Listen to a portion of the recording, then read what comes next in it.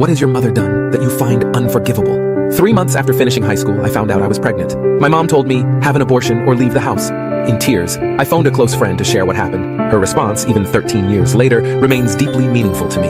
What are you crying for? Get your stuff together. I'm sending Marvin, her husband, to get you. She became my son's godmother and has been reliable ever since.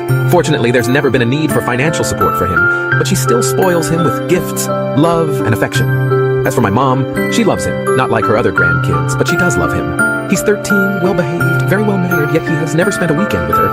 I guess she really meant those words back in 2006. Moreover, she never apologized, and when the issue came up a few years ago, she pretended the entire situation never happened. Do I wish she genuinely loved my kids? Of course, but I'm not willing to force the relationship.